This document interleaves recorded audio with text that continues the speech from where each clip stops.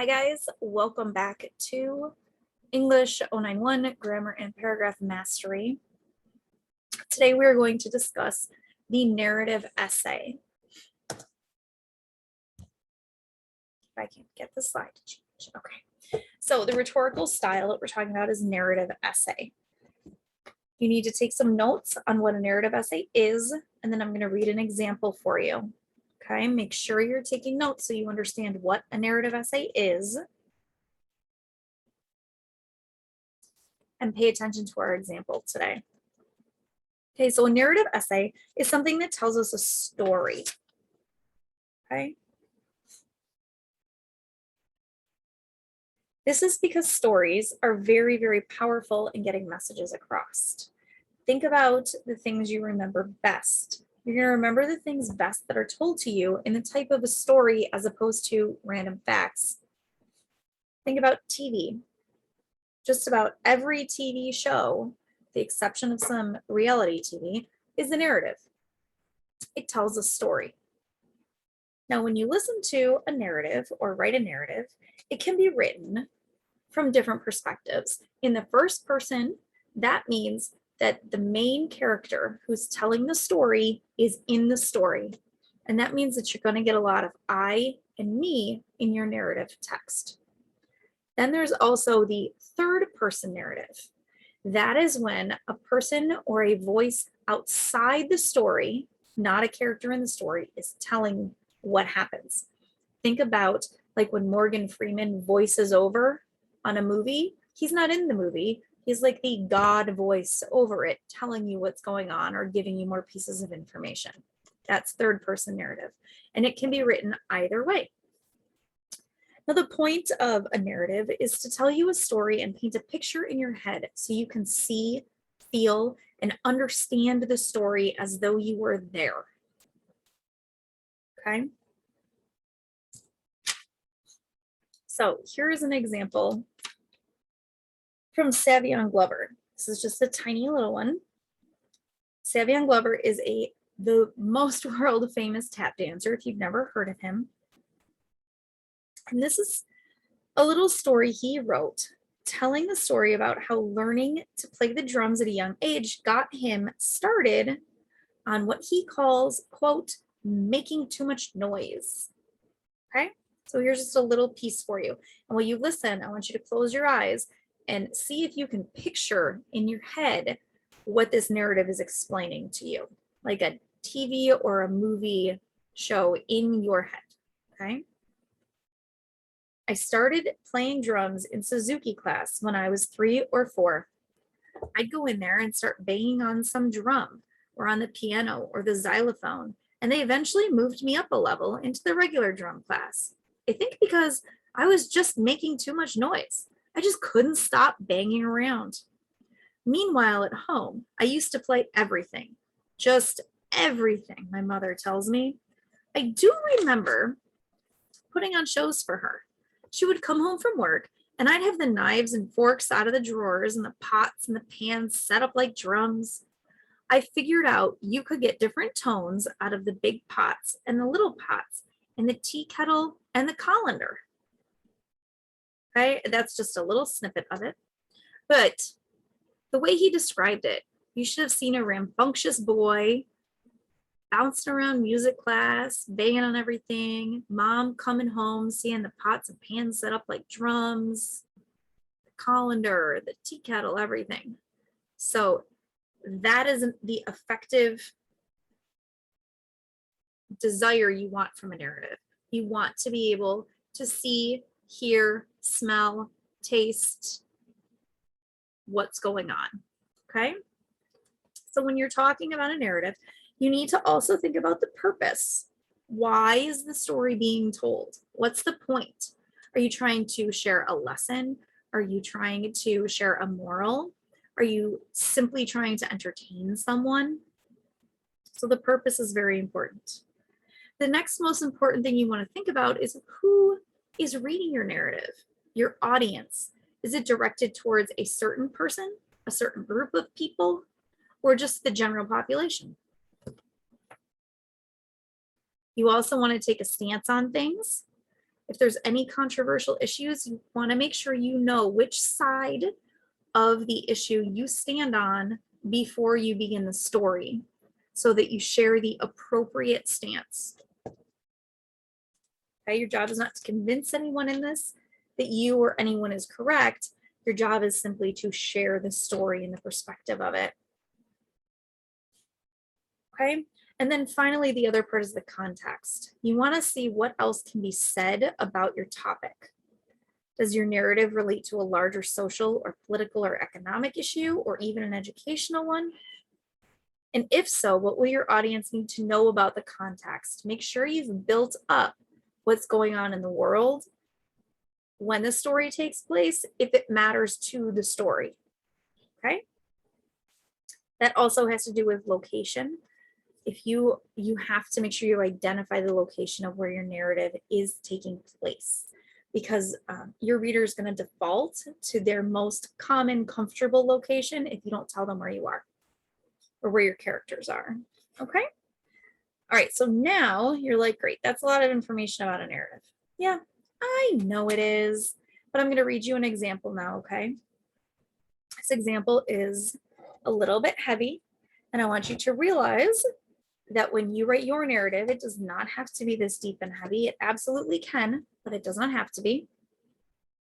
This sample narrative that I'm reading to you was written by Muhammad Masoon Shah. He was a student at St. John's University when he wrote this. Now, this is a nice high-level narrative. He was actually nominated for a writing prize amongst college students for this narrative essay, so realize that. All right, I'm going to read it to you, and as I read it to you, I want you to just listen or close your eyes and listen and see it in your head. See the story play out like it's a television show in your head, okay? One Last Ride by Muhammad Masoon Shah. College Point, Queens. They called it Garbage Point. I didn't agree with that for a while because it was home. But when I turned 16, I looked at College Point differently. Sure, it wasn't Compton or Chicago, but as in any city, it was easy to slip up if you hung out in the wrong places. I was still 16 when a family member, I'll call T, shot up heroin right in front of me. He was driving, and I was unlucky enough to be in the passenger seat behind him. I was in for a rough ride. All right, we're going to pause, and I'm just going to point out that in that first paragraph, in the introduction, he took the time to set up the situation, okay, and let you know what's going to happen next. It was 10 o'clock on a summer night. We were double parked on 14th Avenue, right by College Point Boulevard. T went across the street to grab some snacks from Walgreens, leaving me alone in the car. Just seconds after he left, I heard a blaring truck horn behind me. The driver growing increasingly impatient by the second. "Move the effing car," he shouted.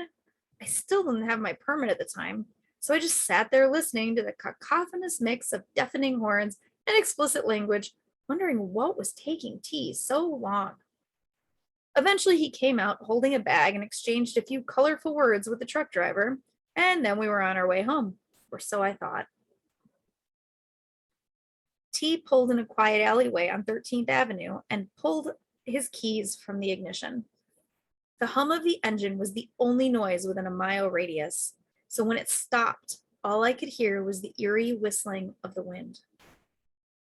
There was a broken pause between the moment he shut off the car and the moment he reached for what was in the bag. At this point, I knew there weren't any snacks in there. His hands were trembling, and I tried reading his face, searching for what was troubling him. He avoided making eye contact as if he was ashamed of what he was about to do, but it had to be done regardless. He reached into the plastic bag, pulled out a needle, a syringe, and a latex glove.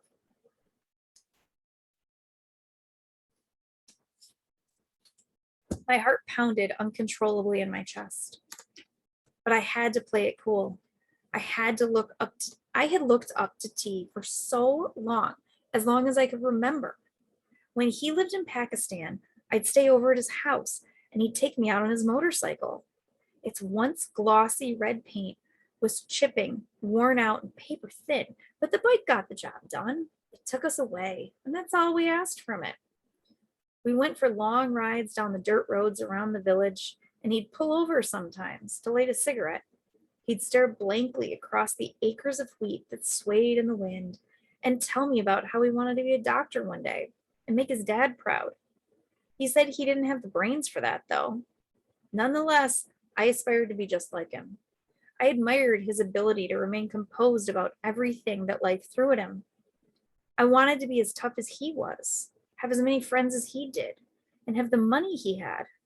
He knew just about everybody that walked down the boulevard at night. And he used to tell me stories about his fights back in high school. He never lost. He even had the blood-stained Timberlands to prove it. Yet here we were, sitting in an old gray Lincoln in silence, the moonlight beaming through the dark, and for the first time, I thought to myself, he was losing. He must have sensed my uneasiness when he said, "My bad, I just need to do this really quickly, then I'll drop you home." He reached over to the glove compartment, taking a vial of dark, tar-like solution out of it. After a few more precision moves, the drugs were in him. He grunted and then went silent. His face looked relieved, but his eyes said otherwise. "I'm gonna drop you home now," he mumbled. He yanked the steering wheel one way and then the other, speeding through narrow two-way streets recklessly. Cars honked as he bolted past them down College Point Boulevard, or what I now understand as Garbage Point Boulevard. I clenched my seatbelt tightly, foolishly thinking that it would protect me. We flew over bumps and past stop signs. I shot a quick glance at T. His grip was loosening on the wheel and his eyelids were almost completely draped over his eyes. I was glad I lived only a couple blocks away. Somehow I made it home. But when I looked back at T, droopy eyes, eyed and dazed, I didn't know if he was going to make it back home. I didn't tell anyone about that night, not even my parents. But eventually my whole family got word of T's new pastime. The news broke out when someone found him lying on the floor, unresponsive, in a gas station bathroom. He recovered, but my family never did. After that, there was a lot of finger pointing. Some family members blamed T's parents, while our family in Pakistan blamed mine for advising others to come to America in the first place. America this and America that. Look what America did to him. He was just fine in Pakistan. Of course, no one was as angry as T's father. T was his eldest son and his mirror image, which is probably why he seemed to blame himself for every one of T's mistakes. I found myself doing the same, asking myself if there was something I could have done. I should have snatched that vial from his hands and shattered it on the ground when I had the chance. I could have said how I felt about him doing all this, and he would have quit right there and then. I knew it wasn't that easy, but my family didn't. They insisted that he should make something out of nothing, get a degree and a job. All that pressure was bound to make him burst. He ended up in the hospital again due to another overdose. Years went by, but not much changed. T went in and out of rehab, unemployed and aging quickly. Recently, I tried speaking to him about the direction that his life was going. I wish I could have made a complete turnaround. I wish I could say he made a complete turnaround for the better. Instead, he told me that his days were over, staring at the ground as he spoke. He said he'd messed up and there was no going back. Just as I was about to interject, he held up his hand to stop me. "You can help me though," he said, finally looking up. "How?" I replied. He paused, and then he said, "Do what I couldn't." I went home and tried to decode what T meant. After some time, I realized the depth of the words that he uttered on that day. He wanted me to live out the life that he gave away. He wanted to make his dad proud and to be a doctor. So I guessed it was up to me now to handle those responsibilities. But I believe there was more to it than pride in education. He knew what I had seen. I had seen him at his weakest. I had watched him surrender to a needle and syringe. He remembered too. He remembered our motorcycle rides in Pakistan down the dusty roads and past the farmland. He didn't want pity either. nor did he pity himself. That wasn't how he operated. He wanted to be remembered for what he had been, not what he turned into. I think that's where I come in. I'm what he was. And when I get to where I want to be, realize my full potential, so will he.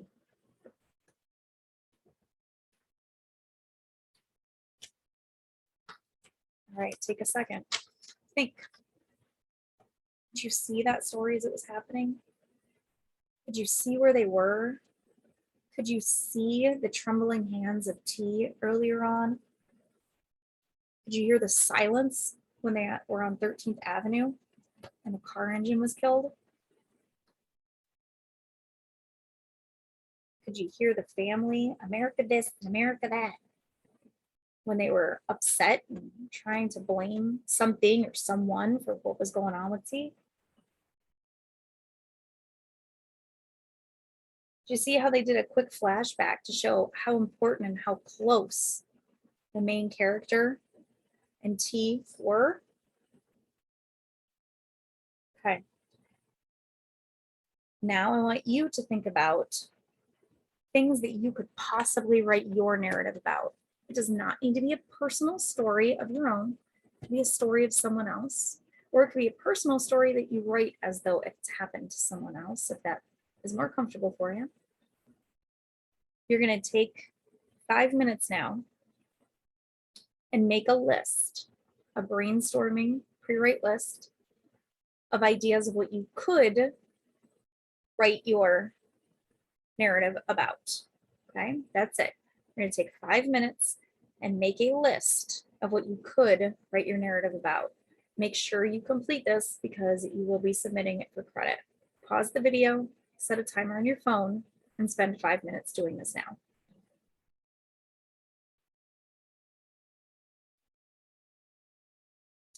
Okay, welcome back. I hope you have at least 4 or 5 ideas on your list.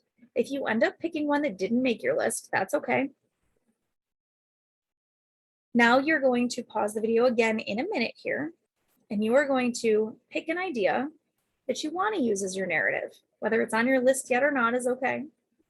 You're going to write that idea down, and then you're going to write down details, events, and things you don't want to forget that you want to make sure get in that essay for this narrative.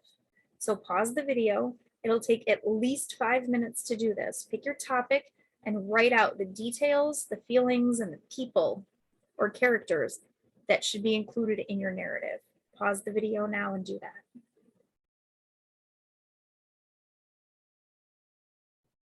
Yay, welcome back. You now have an idea and elements that should be included in your narrative. We do this because when we get caught up in writing, sometimes we forget about the important things we wanted to include. And so we're making a list of those now. That sheet you just completed, whether you typed it or hand wrote it, is your pre-writing, and you will be submitting it for credit on Blackboard in the narrative essay pre-writing assignment spot. If you hand wrote it, you could take a clear picture and submit that on Blackboard. If you typed it, submit the document just like we always do.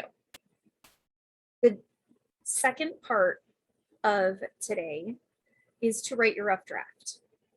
How you're going to use that list you just made with the idea you just committed to, with the events, ideas, feelings, characters, emotions, all of that you're going to use to write your rough draft. Your rough draft should be typed because this is an online class, so you should type it. I do not care how long your rough draft is, how long your narrative is, as long as it tells the entire story.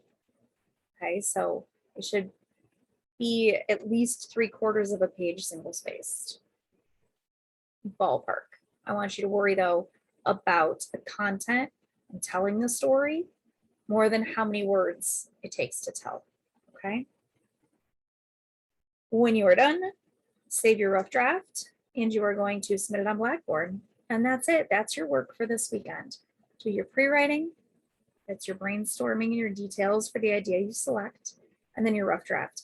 It is very important that this is completed and submitted before class on Monday. Monday, we will meet live on Zoom. Make sure you have a copy of your rough draft available to you on your computer during class because you will be working with it. Okay, and we will meet at 1:30 p.m. on Zoom. If you have any questions, please text me and remind, and I will see you all on Monday. Thank you.